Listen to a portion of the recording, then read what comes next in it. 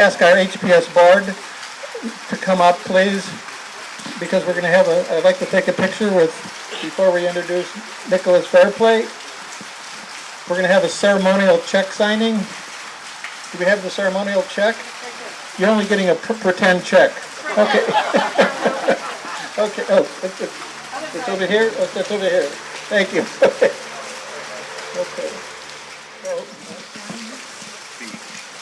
Okay, so this is one of many checks that he's going to get for the first check. Yes. So we're going to be official today. Thank you to our board for making this day happen. And now we got enough pictures for everybody. We need a few more. Okay. So thank you all. And now we're going to hear from Nicholas Fairplay. Afterwards there'll be a few questions and answers. And again, I can't thank you all enough for coming tonight. I think this is a good example. You know, like in the movie The Field of Dreams, and we have the Garden of Dreams. And it's obvious to me if we can get 100 and some people here on a rainy day. I had 50 people call and tell me they're going to cancel. But if we can get this many people in our Garden of Dreams now, I think it's safe to say if we build it, they will come. If we carve it, they will come. So, Nicholas, thank you. Well, I'd like to thank everybody for coming out today. I was really hoping for a Greek summer day, and I've ended up with a British one, which is not what I want. But I'll tell you about myself. I've been carving, I was apprenticed at 16, and I've been carving for 49 years, so I'm just starting to get the hang of it. So I'm really glad, and I'm really honored. I want to thank the board for giving me this opportunity to actually work on this project.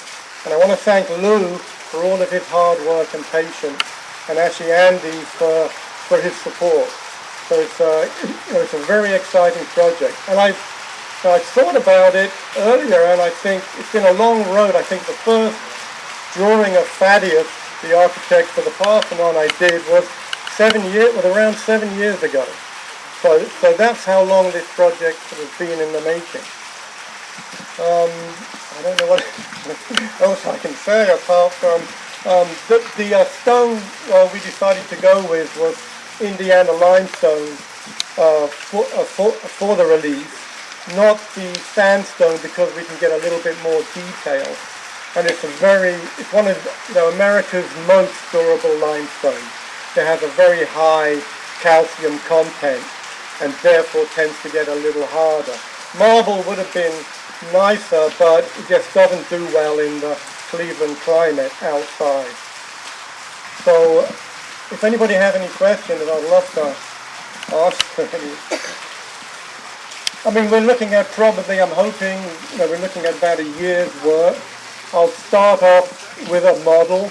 We have to, unfortunately, split the relief into three, mainly because we couldn't get a piece of stone out of I mean, we can get it out of the ground, but we can't, the crane cannot pull it out at that size. So it has to be cut down. It could be done in two, but three seems better because you don't want a joint down the center of someone's face. So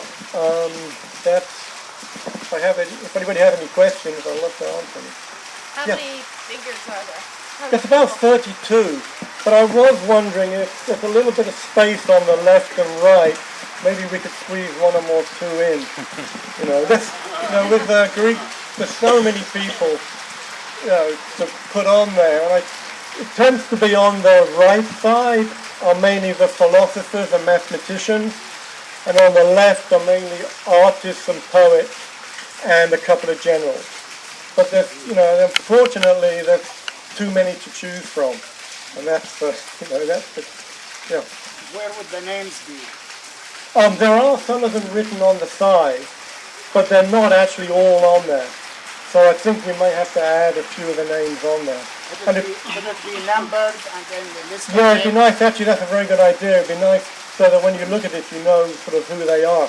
I mean, a couple of them are holding objects like Thaddeus, and Scopas is holding a little statue that he did. But on the Pythagoras, with a pyramid is kind of more obvious. But a lot of them you can't, unless you know the marble portraits, they'd be difficult to know. And that's where most of the portraits came from, marble representations. And most of the drapery I based on the Parthenon relief drapery. Yes. You have the attributes with the individual attributes. Sorry. You Sorry, have I the can't hear. attributes with the individuals. What's that? You have the attributes with the individuals. Yes, but only a few of them have attributes. Most of them you can't, unless you know the figures, you can't tell. So it'd be nice to have the names written down. Yeah, the relief will be probably around 4 inches in its depth, and the period we're looking at about a year. So I will model it in clay first, each part, and then carve the section. Okay, thank you all. That concludes it. I'm leaving out people. I want to introduce Alex Macheski. I want to say hello. Thank you for coming. There's so many other people here that should have been recognized. So blame me. I don't want anybody to come up and slap me like Will Smith or something, because I'm not making the $1 million that Chris Rock made. Okay, so thank you all for coming. Please enjoy some food. It's in the back. We have a lot of food, so please enjoy some food. There's a lot of pastries. Take some home. Thank you. So thank you very much.